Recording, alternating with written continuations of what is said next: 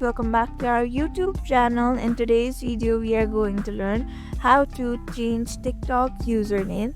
Let's begin with the tutorial. Firstly, open your profile app, open your TikTok app, then go to your profile. There you can see your name at the top right at the top in the center. There you can see the option of three lines at the right corner. Tap on it, go to settings and privacy. Then after there you'll see the option of account. Tap on it. There you can see the option of account information. Here you can see the option.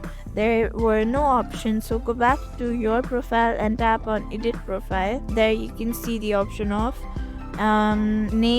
username. Tap on username. There you can see @lily.gautam.